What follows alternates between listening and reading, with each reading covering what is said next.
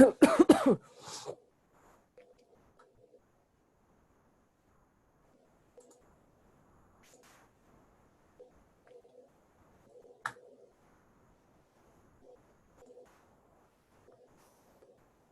everyone. Happy Friday. Welcome to Live Coaching Friday, Freebie Coaching Friday. And I am Linda, Conscious Coach and Consultant. I am so happy to be here with you today. And I'm going to unpack some of the top coaching questions that I get regularly. And you can drop any questions, comments that you have into the chat. I'll make sure I am checking into that. And then also, being sure to check in before each of these sessions, send your questions in to me so that you can get the most out of it. And I hope you're having a great day wherever you are. I know that there's a lot going on in the world and we're all doing our best to make sense out of it. So I honor you wherever you are in that process. And excited, like I said, to be here with you all. So we are going to dive in. Okay. The first question that I get a ton of is, what is your non-negotiable daily? This is something that I recommend, and kind of like as the starting foundation point with my clients is, what is your ritual? What does your morning routine look like? It may sound very obvious or intuitive, but this is like the go-to starting point. I was actually on a call today. It's like, what does your ritual or routine look like? I heard a big pause and then the answer, and it was about exercise, and which is awesome. It's so awesome. But in addition to that is giving yourself, in whatever form this looks like, I'm setting the bar super low. We'll start with 1 minute and beyond of this morning ritual or routine time to be with yourself and in your practice. And you can develop that and you can go easy, and it doesn't have to be anything crazy from the start, you know? So for me, what does that look like? It looks like literally waking up, getting over to my same spot every single time, and doing some first breathing, just conscious breathing, feeling my breath, literally like feel the air underneath my nose, feel the breath filling into my body. And then from there, going into some meditation. So I was trained in Vedic meditation, both from the Shivananda ashram and my meditation teacher, Matt. And they teach a similar practice, although one is a little bit more of an advanced technique. Whatever kind of meditation resonates with you is where I would recommend you start. I tell a funny story about my first meditation where I literally set a timer for 1 minute. I had been hearing about meditation so much in the like health and wellness community. And I'm like, I can do this, I can meditate. And I had a timer for 1 minute, just sat with my eyes closed. It was the longest minute of my life. And I was like, oh, the minute's over. And that started my journey of meditation. I then went on to do Headspace, and eventually at the ashram learning Vedic meditation, and then connecting with Matt and getting deeper into my practice. But this is my non-negotiable. Every morning, no matter what, like I will literally, you know, whether this is the best thing, but I'll cancel a meeting before I will miss this. Usually that's not happening. I'm setting my alarm early enough to be able to do this practice. You know, when we travel, I will wake up a half hour early to do this, or I'll make sure that as soon as we're in the car, like that I'm going into that mode. So it's getting done. In addition to that, for my personal practice, I'm doing 2 other things regularly. One is a Kundalini practice, one of the Kriyas that I really enjoy. If you've ever practiced Kundalini, you know what I'm talking about. If not, just start with your 1 minute of meditation. And belief work. Like I have my 10 to 12 beliefs that I repeat over and over and over and over. And that's how I set my frame for the day. When I do this belief work, I literally let myself feel whatever I'm believing. I'm feeling into whatever I'm believing. And I picture literally my cells like being transformed with these beliefs. And it's really powerful. It's a really powerful practice. I highly recommend doing that belief work. That's something that I teach also to my clients, and they have great success with. So, all right, we're talking about what are the non-negotiables. We just went over this little morning ritual or routine. Another question that I get a lot is around deciding what direction to go here. Well, one that's extremely timely is around COVID and like the lessons of COVID. For myself, I'll explain first my little like journey of it so that there's some context. I had a really challenging time at the beginning of it. I was really wigged out, like fast. Like I got kind of really depressed fast. I got really like into the research fast. And after that, I kind of was like, okay, like, I'm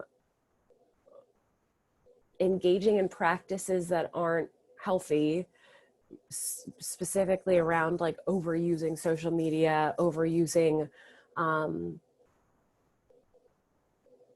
just information, just being really distracted. And in all that, got to look at why am I distracting myself, right? And so beyond that, it was like, oh, I'm distracting myself because of the fear of success within my business. Okay, so I had to get like really, really honest.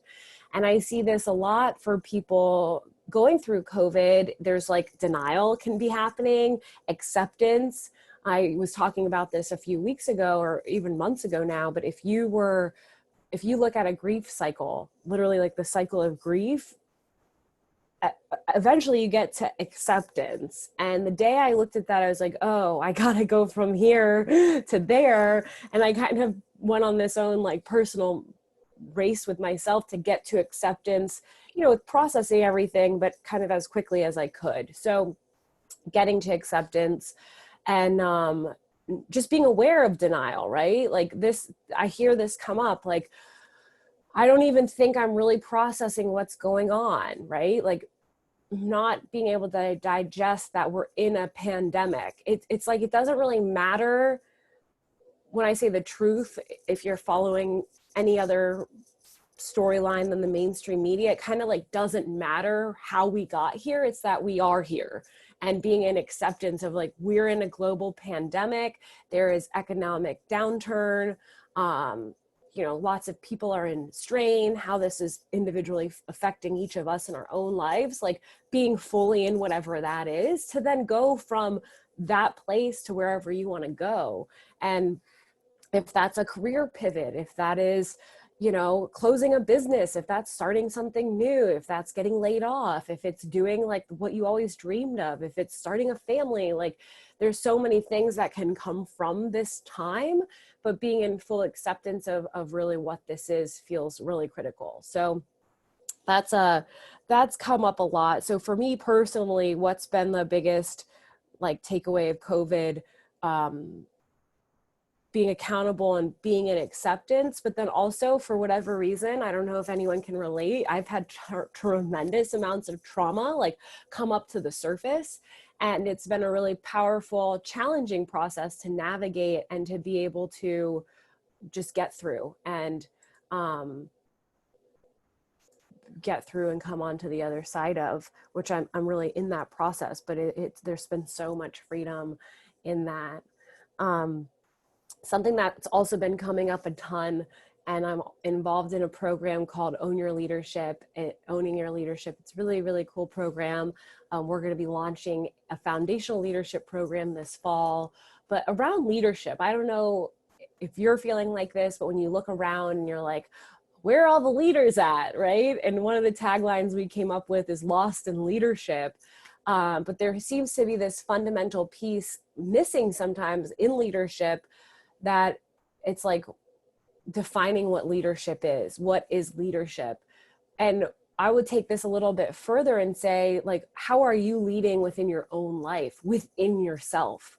And this is where I think the secret keys and like the secret sauce to leadership come, is where you are doing the internal work. You're being accountable to yourself, your goals, your vision, your responsibilities, being personally responsible, and then able to lead externally because you're in that like really grounded place. And sometimes what I see is the leadership coming from this place of projection, and like all this stuff is wrong and I'm not willing to go with it and do the internal work. And I'm going to fix all the things outside. And it's almost, to me, it feels like leadership bypassing. Like, I'm not going to be a leader within, but I'm happy to be a leader without. So this process has allowed me to look even more deeply at my leadership, be more deeply in integrity to my values, to my commitments, and to my goals and visions and everything, and even to my community then, because it's all from this much more grounded place.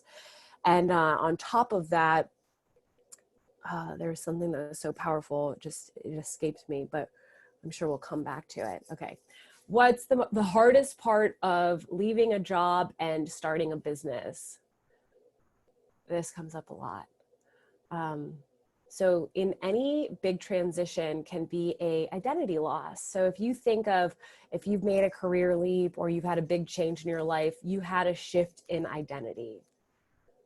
Maybe you've not consciously had that thought, or you have. That was a big part of me leaving Morgan Stanley, was like really like mourning and grieving that loss of a 7-year identity, even if there were parts of it that I didn't like or whatever. But it was like honoring that, honoring the lessons, honoring the experiences, honoring the growth, and being able to then step fully into the new role. And this connects back to COVID, and this was the point that I was going to make. But roles and values, these are two things. Like, what role do you want to have in something, whether that's within your own company, whether that's within different collaborations you're involved with? What role do you want to have in that? And what are your values, and how does that all align? This is like the heavy lifting that I feel like personally I've been doing and encouraging my clients to do, is to reconnect with your values. You might find that you have core values, and then different life areas have just slightly different, or the priority of values looks a little different. And being in that own personal process and inquiry with yourself can be really powerful. And that's something that I really see happening a lot. Or I'm seeing the contrast where it's not happening. Like, I look around America or even the world, and it's like, what are our values? Can we say within our local community even really clearly what our values are? And I think, again, going back to leadership, this starts with having these clearly defined within yourself, and then being able to operate from that space of alignment. I did this recently, specifically around money.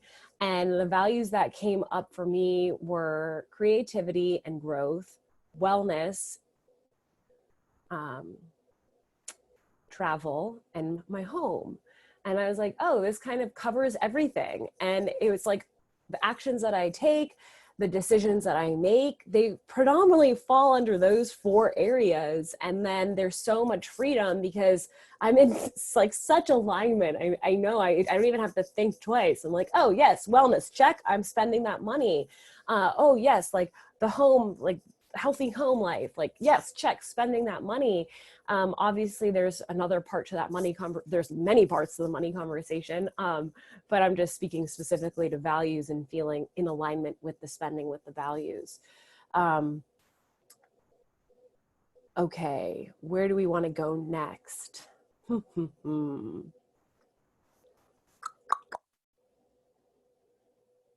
How is coaching different than therapy? This could be a whole segment. And I think that there's a few distinctions that are very simple that I'll make. So I was a psych undergrad. I considered for a long time getting my master's in whether psychology, going in a counseling track, and I didn't. I also thought about going into nutrition, and I didn't. And then I landed into a whole bunch of other things that eventually led me into the coaching path. So in addition to 3 coaches trainings, I also have studied yoga, meditation, tons of marketing, and then this former finance career. So the work that I do is truly this like amalgamation of all these things. But what I find is, I just completely lost my train of thought. Oh, coaching and therapy. Gosh, I was like went into a little journey there of all those things. So coaching and therapy. Okay, so and I landed into coaching, and this comes up a lot. What's the difference between coaching and therapy? Well, therapy, in my mind, there's this very like laid out track of how you become a therapist, licensing, credentialing that is very structured. You know exactly what you're doing to go where you're going. Coaching, kind of like anyone can say they're a coach. There are accreditations within coaching that are more official, we'll say, and you could look for that specific certified coach. So that those are some of like the more basic differences. Also, I find in therapy, often it's like going, looking and making sense of the past, healing the past, like doing like deep trauma work. I believe some of those outcomes can be facilitated through coaching, but coaching is really about like the visioning and what you're creating and having the accountability and the momentum to go there. Personally, I've been in therapy since I was 16, and in and out, right? I have a therapist right now, and I also have a coach. I think there's something beautiful about the balance of both, and being able to like go back and make sense and work through the trauma very specifically with a therapist. Perhaps there are trauma coaches that can also do that work. I'm not super familiar with them. I maybe know of one trauma specialist, but she has some other certifications and connects like body work with coaching with trauma. Excuse me. So I would say, to answer that question, it's like the training is vastly different, and the outcomes are quite different. Healing trauma, let's say, is a different outcome than like momenting forward in your life and creating it. Is one better than the other? Is one more necessary than the other? That's it's all in the individual coming into like their own integrity and their own intuition to make that decision. I've had therapists that I've been really challenged with or haven't really been a fit, and probably because it was, I needed coaching at the time. And then I've had therapists that have been tremendously helpful and helped me make sense out of a lot. And each of them really serve their purpose. So I hope that's really clarifying. Another question that I get sometimes is, I was a former athlete. If you didn't know that, I was a swimmer. I went to Rutgers on a swim scholarship. It was a really cool, powerful experience. And it's like, how do you find health after athletics? I spent a decade like navigating this pretty much. And if you are a former athlete or have done anything with like that kind of commitment and intensity and focus, you know that there can be an edge of unhealthiness, right? Like an edge of striving, driving, competition, maybe even go as far as to say addictive tendencies there. And so coming out of athletics, it was going from that to who am I, what is health, was really confusing. Again, coming back to like the Morgan Stanley conversation earlier, there was an inherent identity loss that is worth mentioning, right? Say elite or college athlete, losing the identification or like kind of being in denial. But right, like I would never to this point in time compete at that level that I had then. So there's that loss. So being able to honor that, accept that, and be in the full right now. I see this come up a lot with clients when they're navigating health challenges where they're like, well, I used to be da da da da. And although I can't share in that specific health challenge, like I used to be training 25 hours a week and a elite athlete. Like, so I used to be, could you imagine if every day I'm like, I feel like such shit because I used to be da da da da da and I'm not anymore. So this is where some really, really powerful mindset work comes in. And also like forming the new beliefs, creating the new identity, and rooting into who you are from that space. And that's like a big hunk of that work that if you're not doing, it can be really challenging time and space to navigate, especially like I see that being often like people in their 20s, and the pendulum can swing where either they like never landed in that new identity or those values or those beliefs, so they got really unhealthy. You see that?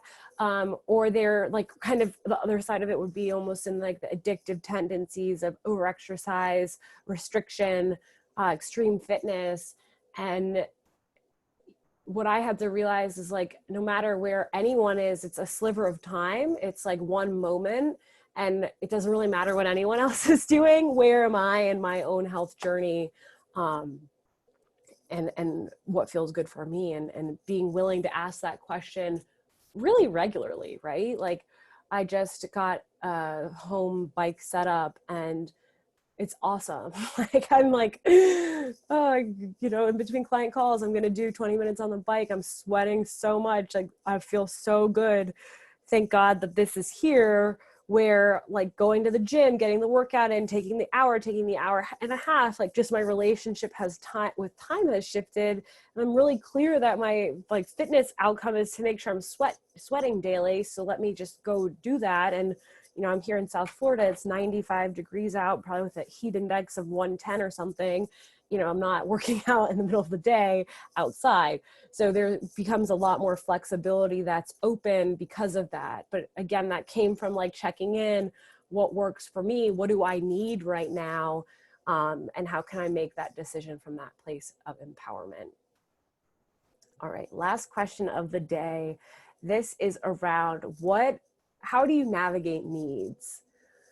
I've seen this come up a lot, especially in the pandemic, where you have people living together, maybe even family dynamics that have majorly shifted. Let's say kids moving back in with parents, coming home from college, you know, whatever. Maybe just your spouse is home because of work in a way that they wouldn't normally be.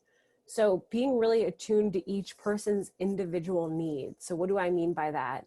If I find someone to be triggering or annoying, instead of being like, stop, da da da da da, I have a need in that moment.